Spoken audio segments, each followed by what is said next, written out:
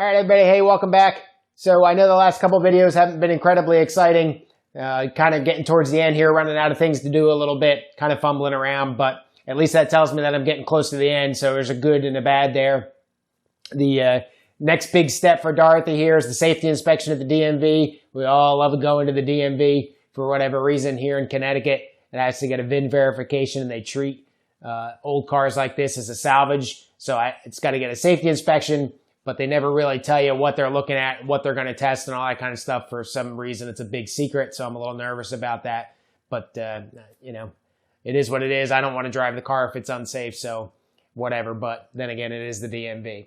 So one last thing that I do want to take care of is getting the carburetors tuned up and getting them running healthy. She does stumble and stutter a little bit, so that's what this video is going to be about. Thanks for watching.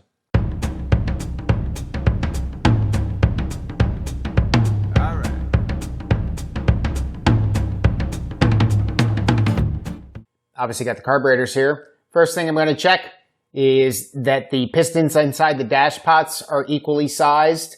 And essentially you do that by measuring how fast the pistons drop. So I'll get these dash pots off. That's a simple matter of just two screws, a little guy here and a little guy here, and that dash pot comes off.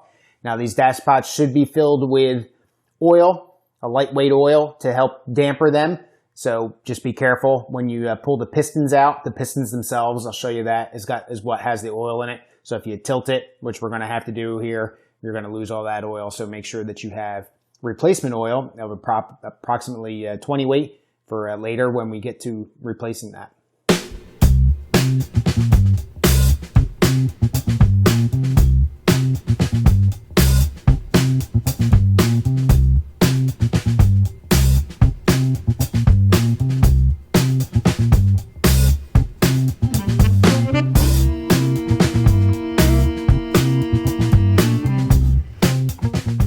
So this here is the rear assembly, dash pot, the piston, and the spring.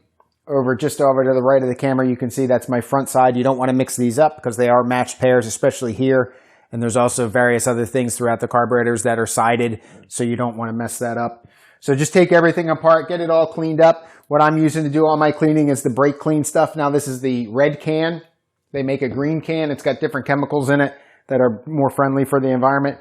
But as usually is with this stuff, it doesn't do as good of a job as cleaning. So depending on your state, if you can get the red stuff, I'd recommend that. Don't use any abrasives. I just got a nice microfiber towel here that I've been going around cleaning everything up, get everything nice and clean so that there's no grit or anything like that. Make sure, especially in a garage environment, and make sure everything's clean so you can do your test. So I'm going to go ahead and do that, and then I'll be back. Word of caution here when you are handling the pistons. This needle here, you want to make sure that you don't bend that or knock it or nick it or anything else like that. It's you can get these, but it's a pretty precision machined piece of equipment here, and you don't want to mess that up because it's going to just destroy how your carburetor behaves. So make sure they stay clean. You can pull them out.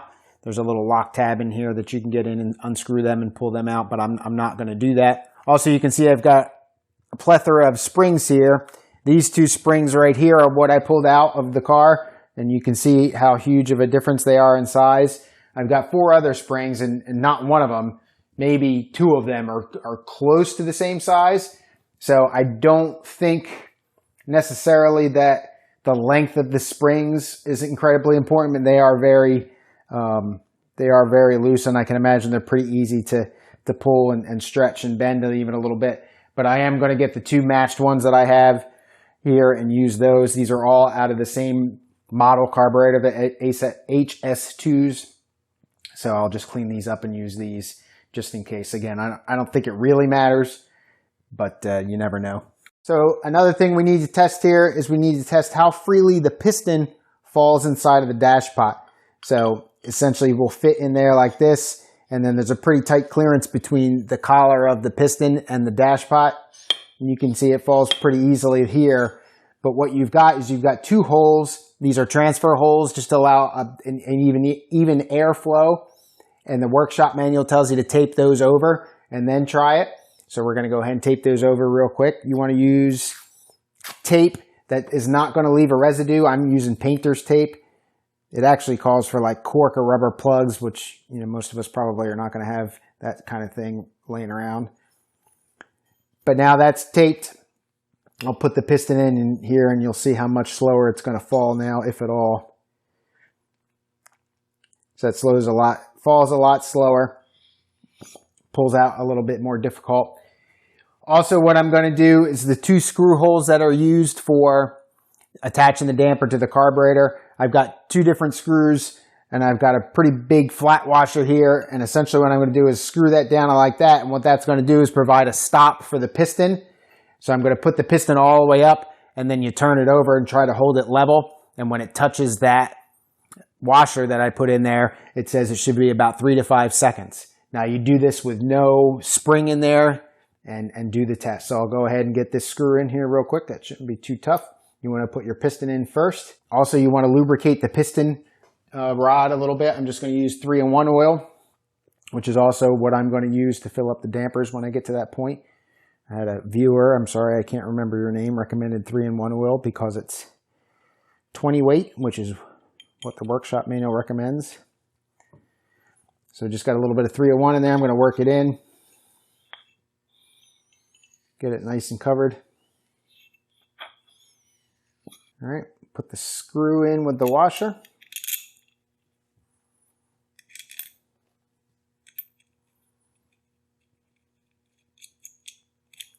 Take a wrench on that real quick just to get it tight.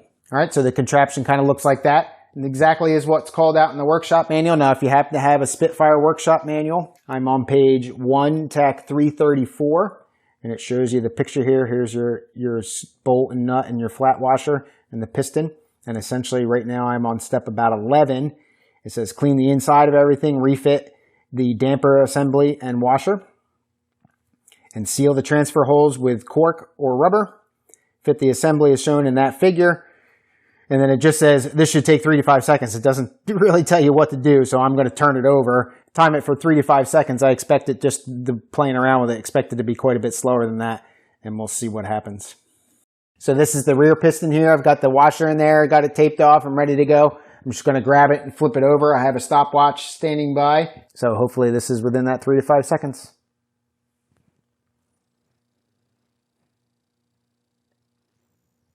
All right, so I got about 3.3 seconds. We'll do that guy again.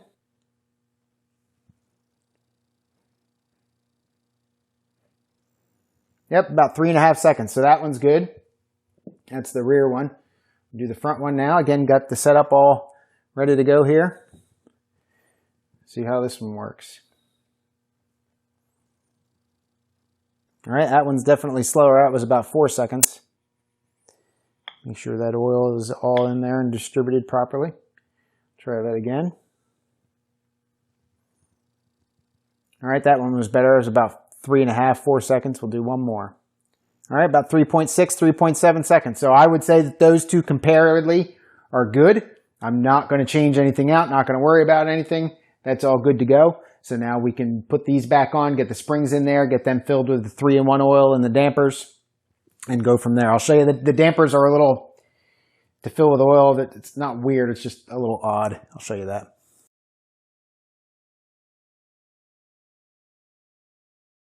Close up of the front carburetor when you put the assembly back in for the dash pot and everything. So I've got the dash pot, the piston, I've got the spring, as you can see, that's in there.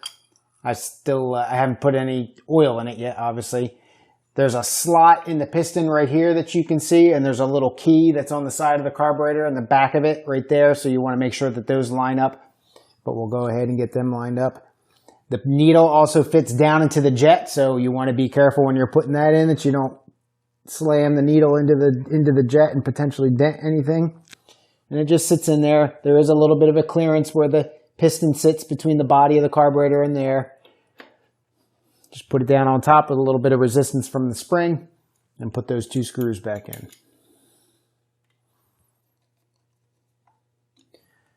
All right, that's all there is to that. Now we'll put some 3-in-1 oil in it. All right, so the dash pot gets filled with oil, and actually it's that rod on the piston that takes the oil. That's a hollow rod, and it fills up. I've got a syringe here filled with about 10 milliliters or so of 3-in-1 oil. I don't know how much it takes by volume, but the workshop manual tells you when you put the piston in, the rod, that it should reach resistance and when it's about 1/4 inch away from the top of the dash pot. So right here. Also, I want to point out that there are washers on this piston cap. So make sure it's like a little fiber washer. So make sure you have that there. So I'm going to go ahead and squeeze in a couple milliliters at a time here as best I can. Unfortunately, the syringe doesn't have a real long neck on it, but we'll see if I can't get it close. Just barely reaches the piston.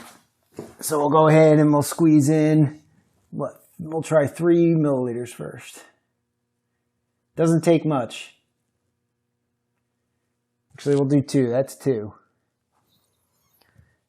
All right, so we'll put the piston in. All right, no resistance, but there is oil in there. All right, I'll try one more. All right, so that's 3.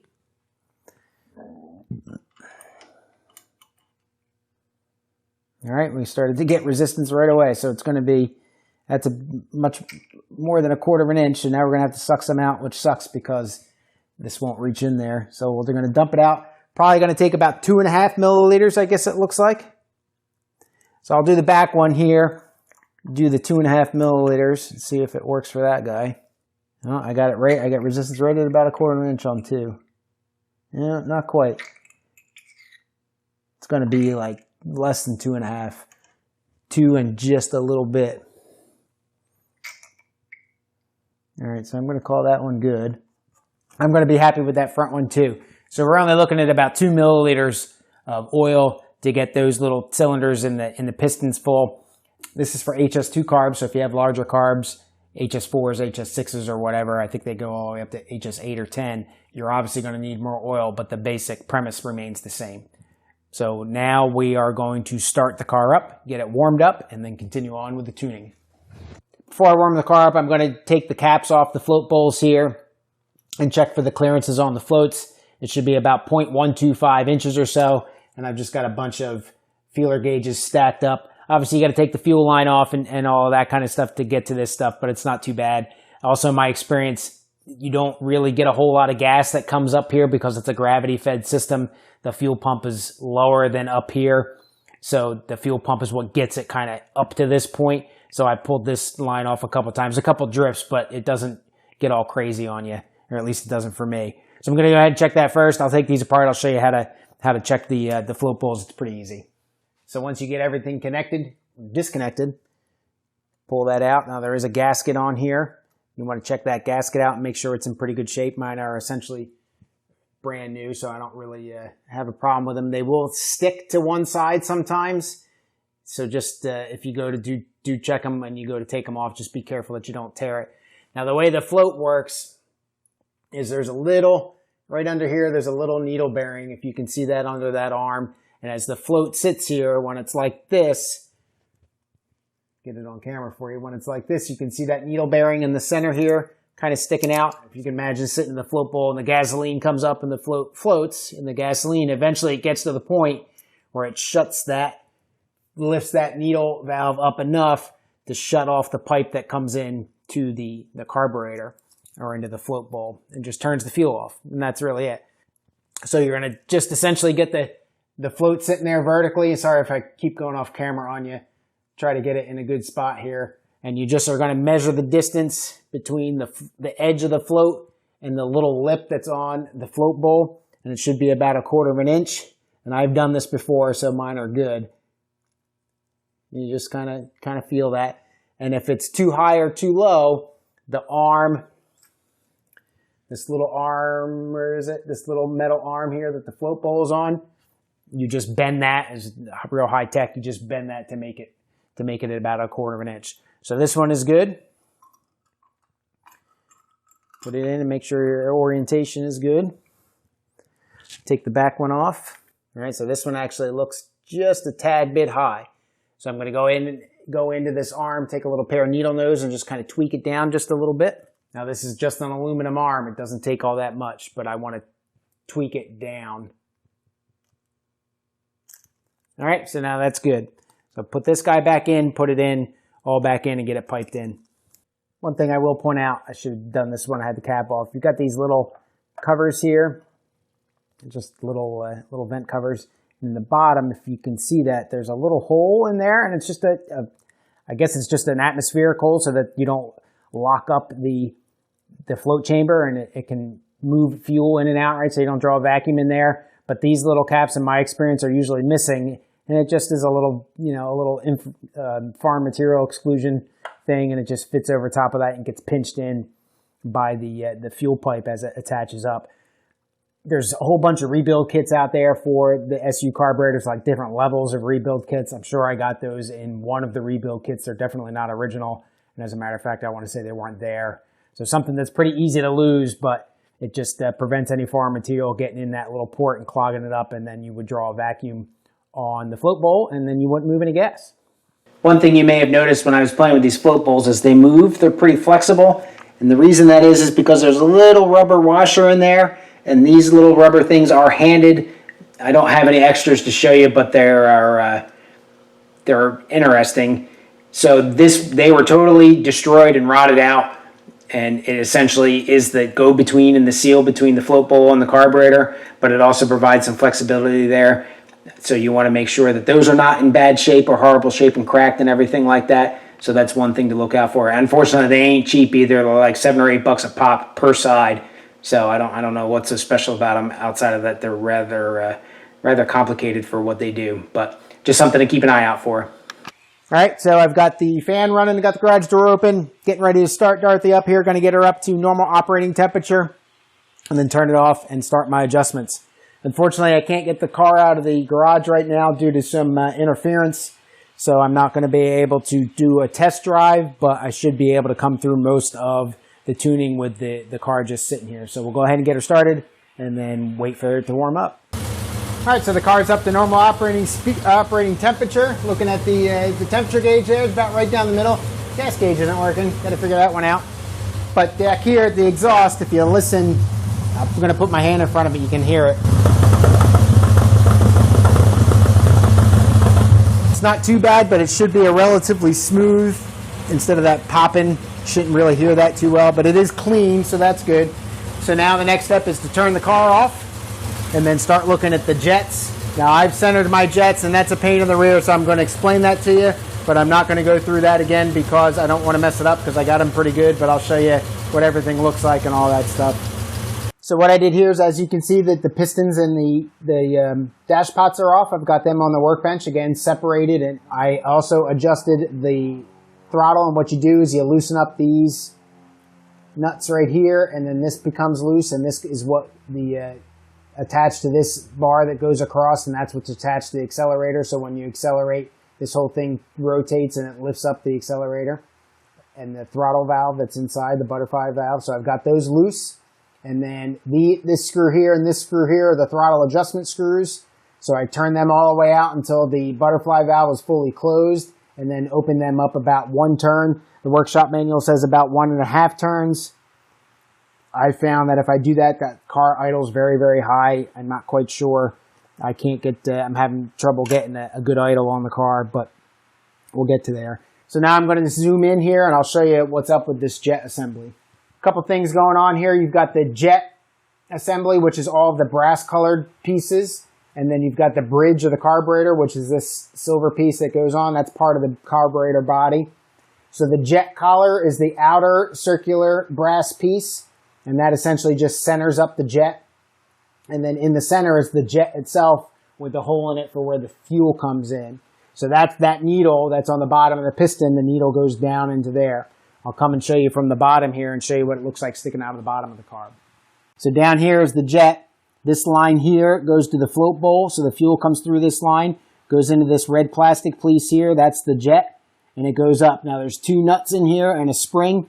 This top nut here is a locking nut for the jet collar. This spring just provides tension on the jet, and then the bottom nut here provides the height distance from the jet to the bridge of the carburetor. So essentially what we want to do is kind of get back to a 0 reference. And it says to rotate the jet adjusting nuts, which is the bottom one here, until both jets are as near to the bridge of the carburetor as possible or at at the level with the bridge of the carburetor. You don't want to go over that. So we're going to go ahead and adjust them up, and I'll stay zoomed in on the jet from the top, and you'll be able to see, hopefully, the jet start to rise.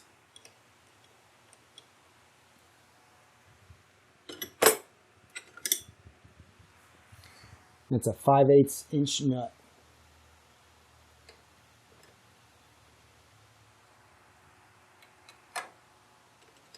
All right, so that looks pretty good. I'll take a little flat edge here, run it over top and see if it feels pretty good. Doesn't wobble. All right, do the same thing on the other one. So next up, we're going to bring the pistons back, put them in, and then we're going to check to make sure that the jets are centered up. And like I said, I know that they are, so I'm not going to mess with this and show you how to do that, but I will explain it to you. So inside here, right there, that guy, that's the piston.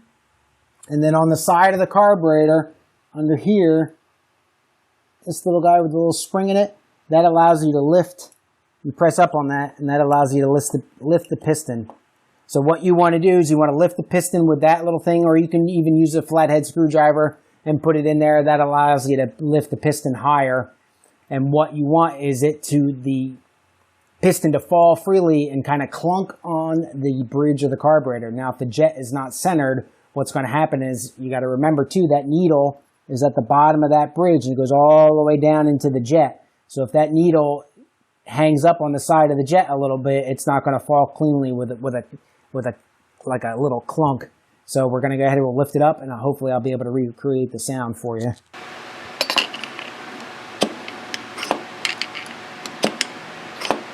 All right, and you can see that it falls pretty easily and clunks. Now, I do have some damper oil in there, so you're getting some resistance from the damper oil, but that's really all you do. Now, if that wasn't like that and it was hanging up or whatever, what you do is you loosen up this top nut here, and that's what allows the collar of the jet to move around. So you put the needle in and put it in just like it is. You loosen that up and you try to center up the needle until you find a sweet spot where that will fall, and then you tighten it back up. So it gets a little tricky to adjust the centering the jet. It's a lot of trial and error and back and forth. It's not difficult. It's just repetitive and sometimes painful to get it right. So I'll check the back one here real quick.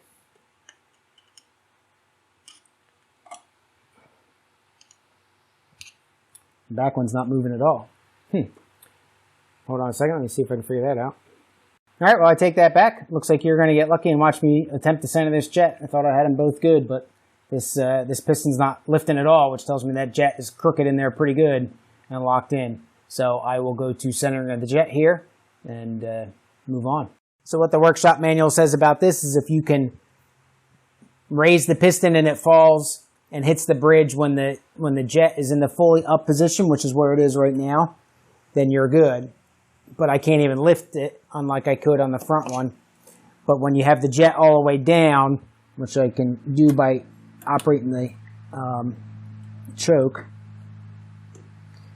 see that whole thing move down, and now I lift it, and it hits just fine. But when I put it up, it doesn't hit at all. And you can see that I had to push up on it too, which tells me that it's definitely not aligned.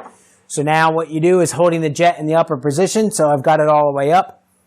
Slacken the gland nut, and that's that top one, and move the jet assembly laterally until the jet is concentric with the needle, and then tighten the gland nut. So this whole thing kind of gets loose and everything like that, and again, this is where it becomes repetitive and a little bit painful to get this stuff lined up. So I'm just going to do a little trial and error here. I don't like to loosen it too much because then that's just more that you have to play with. All right, so now that it's loose, you can see that with the jet all the way up, now it falls freely. So now the trick is just trying to get that tight so where it still holds and allows you to raise and lower the piston and getting your good clank.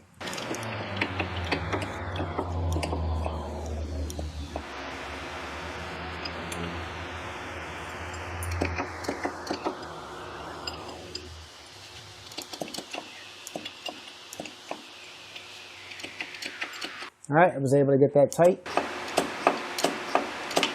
Doesn't fall as smooth as the front one does, though. That's pretty good. All right, so now I got lucky there. The jet seems to be centralized, and it's allowing me to do that. So it says the piston should now fall freely and hit the jet bridge with a soft metallic click, which it does. So I'll lower the jet again, and I'll use the screwdriver and see if there's any difference in the click.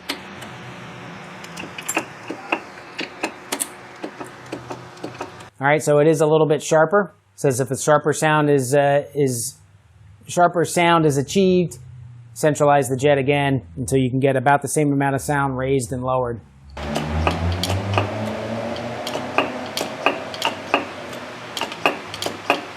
You can tell the front one is the same, but the back one is not. All right, so we'll try that again. All right, again, just several iterations of that. I think I'm good now. Happy with the way that it sounds. So we'll go ahead and continue back to tuning.